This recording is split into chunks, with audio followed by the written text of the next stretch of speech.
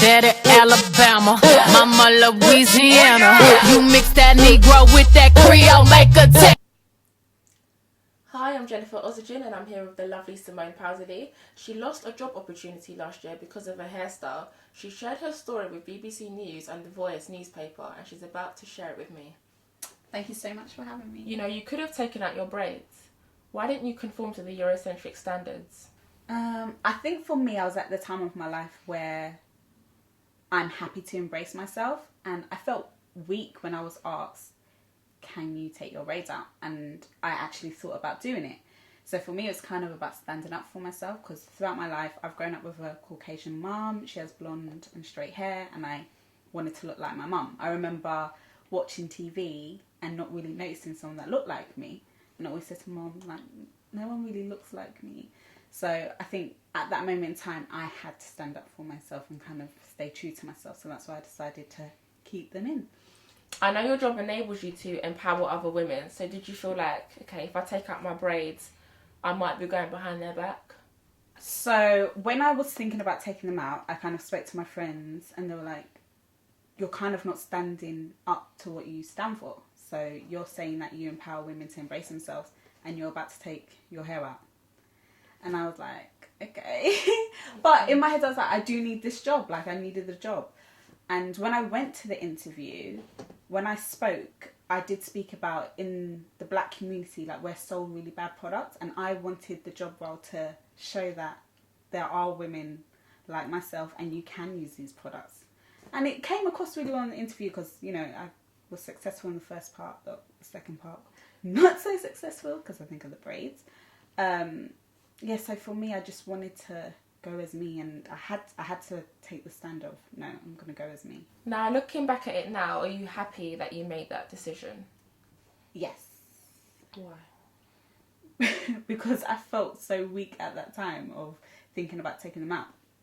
And then more importantly, it was the women that were talking to me through social media, telling me their stories, and that's when I felt even more empowered. To hear other women saying, yeah, that's happened to me. And it was all across all ages. So I had women like in their 50s explaining what they went through in their time. And they said, no, they had no choice. They had to. So they were like, for you to take a stand, it brought back memories for them. But they didn't have the power then. I think we do have more power now. Because there's social media, you can voice your opinion literally on anything, which I had to receive negative comments from people also. So you feel like your platform has made other women think, you know what? If a company says to me I've got to take my braids out, I'm going to take it out. But I think some women, when I got comments from women, they were like, wow, like, you kept them in. It's kind of made me kind of take a stand and I'm not going to take it out. But it is a choice. I mean, I'm not going to go around to women like, definitely, if it's a job that you really, really want. I mean, some people have told me, why didn't you go to the job role with like a hairstyle like this? Then when you get the job, do your braids, do your dreads, do the afro. Because I know a lot of people, like, they say, okay, I want to conform to what they want me to do, and then when I'm comfortable and I'm 6 months in, I'm going to have my braids in, I'm going to have my piercings in. You just didn't want to do that. No, and the thing is, it wasn't a corporate job, it was a beauty role. So for me, I thought they would have embraced that. But I mean, I get the whole kind of go as, you know, conform, and then when you get the job, but take me as I am. And at the end of the day, my hairstyle's not doing the job, it's me. So, I mean, why do you feel like those hairstyles are not allowed in the corporate world? I think it's about normalising. I think people just need to get used to it. I mean, afros now are becoming more, you know, normalised. And then with the whole braids, I think sometimes people just, they're not educated about black women's hair. And they don't understand the whole protective styles. So in winter, like, sometimes you would like a protective style. So for me, I do hair modelling, so I need my hair to have a break. And I was like, oh, let me get braids to give my hair a rest. So it's about education and understanding why black women have these type of styles. And I think it's a nice style. And then I just wanted to rock it that way. Because a lot of people would argue and be like, well, we live in a white country, so whatever they say goes. I feel sometimes that it takes a certain person or celebrity, and that's when people are satisfied with it, and that's really upsetting. because I've seen now people kind of getting into the whole braids, and it's like now it's okay, now it's acceptable. So that's quite sad. Do you feel like you've paved the way for other females now, so they can go out and be like, yeah, I can rock braids too? I definitely feel like that. And then I've seen in magazines sometimes when they say how to get an afro, which is kind of insulting because sometimes it's on a Caucasian woman and they've literally just backcombed the hair, and it's like, you can get a black woman as a model to show like afro hair, but I definitely think we do need people that are platforms in the industry, and that will help us educate people about why we have these certain styles. But it sounds crazy that we have to explain it so much.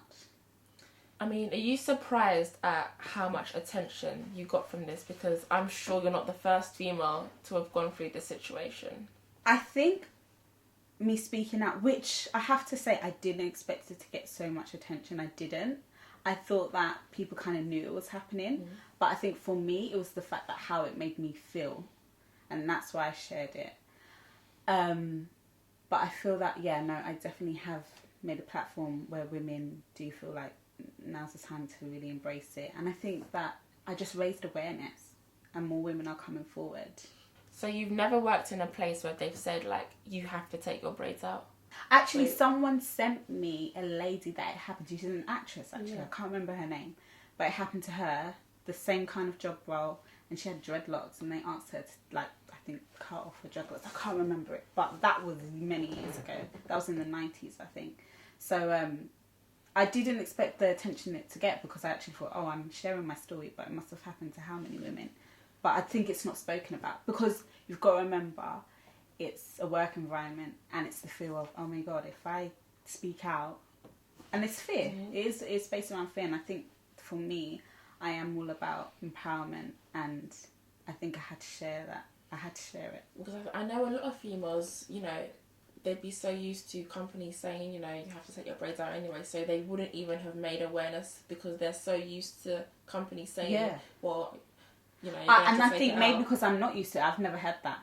So you haven't worked in places where they've said you I've have never, to take your braids out? That was the first time I ever had box braids, actually. And I think maybe that's why, because I felt, I bet this has happened to more women. And for me to feel like that, I was like, I need to speak out because I'm not the only one. But I have chosen to wear my hair in a bun and things like that, or straighten it in the past, and just go over and make like, how should I go to my hair at the interview? How could I, or wait to... It's just crazy. I mean, this happened a year ago, so how do you feel like you've grown as a person? As a person, I would say it's been really, really nice to kind of speak to other women and be in touch with other women that it's happened to, or kind of want to ask me questions about it still. And a personal journey, I just feel I'm more confident. And how I felt then, I'll never make someone make me feel like that. Just generally feeling powerless and going over and over in my head, like, what should I do? Oh my God, I'm going to lose this job. And I would hate to hear, like, my unborn daughter ever to come to me and be like, Mum, I'm going to have to change my hairstyle. And it's just like... So in 10 years' time, do you want this situation to be handled completely differently?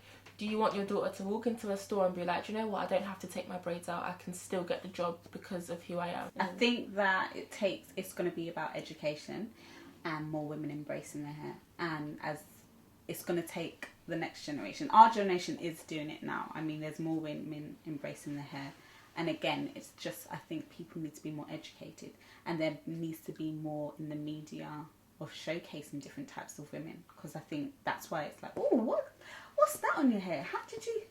I mean, because they pick and choose what they want in the media, so... Yeah, so I don't get angry at that. Like, I mean, they show, like, at the moment, Kim Kardashian, the whole, what's it, boxer? Yeah, the boxer braids. So everyone's really angry at Kim Kardashian, like, the cultural appropriation. But I'm like, we also have to, the media are going to just latch on to who's out there. And she's the biggest celebrity at the moment. You told me, like, behind the cameras how you faced some negative comments regarding the situation, and I just want to know, like, how did you deal with it? Because that's what social media does. It tries to bring you down. I remember it was so funny because they say, what's the saying? You always hold on to the negative rather than the positive. Literally, all the negative comments were just going around in my head. I wanted to take it down. I didn't want like the article to be there anymore. And then it was more of, I was like, no, I've done a positive thing. Like, I'm highlighting something that's happened to me that will empower someone. So how I took the negative comments, I just had to swipe delete. Or actually I stayed off social media for a little while. But I think I just then kind of remembered why I did it. I mean, why do you feel like you got these negative comments? You enlightened an issue that's been happening for decades. I mean, well, some of the comments were like, you're mixed race with these braids in your hair, what do you expect? Some were saying, oh, you know, it's not a natural style. Some didn't even bother to read the article, to be honest. So I was like, can you guys just read it? Because obviously I didn't write the headline, and that's why I did the BBC interview, so people could see me as a person speaking and understand it a little bit better. But yeah, I think that some people just didn't take time to read it and understand it, and why I was trying to get my point across. Because for me, there was women in there with extensions. So if you're saying my hair's not that natural, why is extensions acceptable? I mean, I know you've done Afro hair jobs, and I believe you're still doing it now, right? So do you feel like you're getting jobs because of this issue, or just because you're good at what you do? I know, because everyone's like, it's going to bring so many opportunities, but I said at the same time it might stop me getting from jobs, because people might be like, oh, don't want to work with that. I think it's really given me the opportunity with like empowering other women and kind of getting involved in chats and talks. My modelling and things like that, I've kind of done that, but I think it's given me more opportunities to do talks with young women and help other women kind of empower them. So I definitely say it's been positive, where people feel that it'd be negative. Thanks for sharing your story, Simone. Thank you. Where can people contact you if they have any inquiries? My Instagram and Twitter is Hair is Simba. So hair, Hair is Simba. Perfect. Thank you for watching, guys.